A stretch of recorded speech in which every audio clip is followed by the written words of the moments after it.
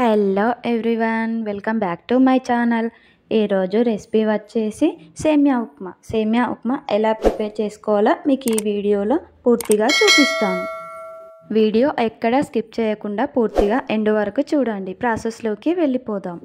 దానికోసం ఒక కప్పులో సేమియా తీసుకుందాం. మనం ఏ కప్పుతో అయితే సేమియా తీసుకున్నామో అదే కప్తో వాటర్ తీసుకోవాలి. కొంచెం శనగపప్పు, పల్లీలు తీసుకుందాం. తర్వాత పోపు దినుసులు, జీలకర్ర, ఆవాలు తీసుకుందాం.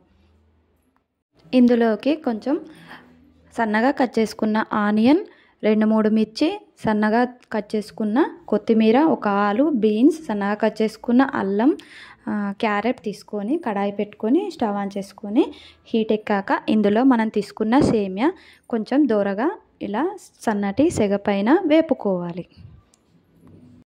ఇలా సన్నటి సెగ పైన సేమియా అనేది వేపడం వలన సేమియా ఉప్మా పొరలుగా చాలా బాగా వస్తుంది. తినడానికి కూడా చూడడానికి కూడా చాలా బాగుంటుంది. ఇలా సన్నటి సెగ పైన పూర్తిగా దూరగా ఇలా కలర్ వచ్చే వరకు మంచిగా వేపుకోవాలి. చూడండి కలర్ ఎంత బాగా వస్తుందో. మీడియం ఫ్లేమ్లో పెట్టుకోవాలి, లేకపోతే స్లిమ్లో పెట్టుకోవాలి. హై ఫ్లేమ్లో పెట్టడం వల్ల మాడిపోతుంది. దీన్ని వేరే దాంట్లోకి షిఫ్ట్ చేసుకుందాం. అదే కడాయిలో 2 టేబుల్ స్పూన్స్ ఆయిల్ తీసుకొని అందులో జీలకర్ర, ఆవాలు యాడ్ చేసుకుందాం. తర్వాత మనం తీసుకున్న శనగపప్పు, పల్లీలు ఇందులో యాడ్ చేసుకోవాలి. ఇవి కొంచెం వేపాక ఇందులో మనం సన్నగా కట్ చేసి పెట్టుకున్న ఆనియన్ ఇందులో యాడ్ చేసుకుందాం. తర్వాత మిర్చి యాడ్ చేసుకొని కొంచెం సన్నగా కట్ చేసి పెట్టుకున్న అల్లం, క్యారెట్, తర్వాత కొత్తిమీర ఇందులో యాడ్ చేసుకోవాలి. గ్యాస్ స్లిమ్లో పెట్టడం వల్ల కూడా మనం వేసిన ఇంగ్రీడియంట్స్ అనేవి చాలా మంచిగా ఉడికిపోతాయి. ఇలా 1 మినిట్కి ఒకసారి కలుపుకుంటూ ఉండాలి. పూర్తిగా పచ్చివాసన వెళ్ళే వరకు కలపాలి. ఇలా కలుపుకున్నాక చూడండి కొంచెం ఉడికిపోయాయి. ఇందులో మనం ఏ కప్తో అయితే సేమియా తీసుకున్నామో అదే కప్తో మనం ఫుల్గా వాటర్ తీసుకొని ఇందులో యాడ్ చేసుకోవాలి. తర్వాత మనకేమైనా తక్కువ అనిపిస్తే ఒక చిన్న గ్లాస్ వాటర్ యాడ్ చేసుకుంటే సరిపోతుంది. తర్వాత ఇందులోకి టేస్ట్కి సరిపడా సాల్ట్ యాడ్ చేసుకుందాం. ఇప్పుడు వాటర్ మరిగించుకోవడం కోసం మనం గ్యాస్ హై ఫ్లేమ్లో పెట్టుకుందాం. హై ఫ్లేమ్లో పెట్టుకోవడం వల్ల మనం వేసుకున్న ఇంగ్రీడియంట్స్ అన్నీ పూర్తిగా మంచిగా కలిసిపోయి ఉడికిపోతాయి. ఇందులో మీ దగ్గర ఇంకా ఏమైనా వెజిటేబుల్స్ ఉంటే కూడా వెజిటేబుల్స్ యాడ్ చేసుకోవచ్చు. మన దగ్గర ఎన్ని వెజిటేబుల్స్ ఉంటే అన్ని వెజిటేబుల్స్ యాడ్ చేసుకోవచ్చు. వెజిటేబుల్స్ వేయడం వల్ల టేస్ట్ కూడా చాలా బాగుంటుంది. చూడండి ఈ విధంగా వాటర్ మరుగుతుండగా మనం ప్లేట్లోకి తీసుకున్న సేమియాను ఇందులో కొంచెంగా యాడ్ చేసుకుందాం. ఈ విధంగా యాడ్ చేసుకొని ఒకసారి స్పూన్తో మనం కలుపుకోవాలి.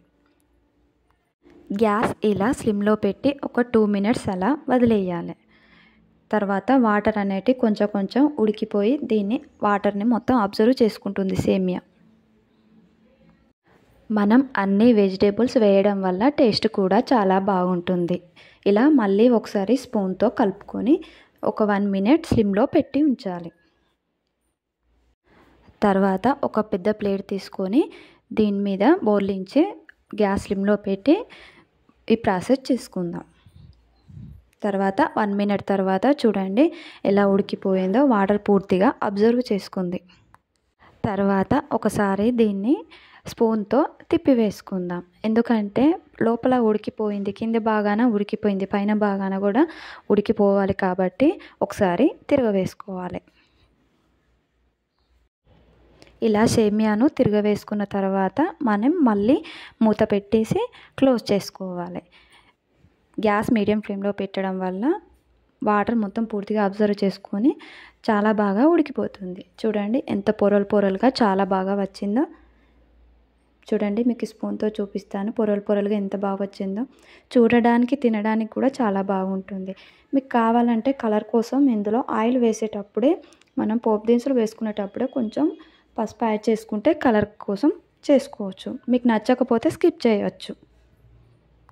ఇలా అన్ని వెజిటేబుల్స్ వేయడం వల్ల టేస్ట్ కూడా చాలా బాగుంటుంది. ఈ ప్రాసెస్లో మీరు కూడా ట్రై చేయండి. ట్రై చేసి ఎలా వచ్చిందో నాకు కామెంట్ రూపంలో తెలియజేయండి.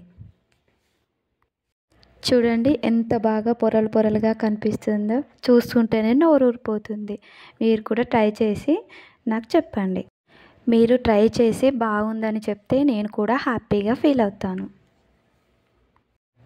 అలాగే ఒక లైక్ చేసి షేర్ చేసి సబ్స్క్రైబ్ చేసుకోండి.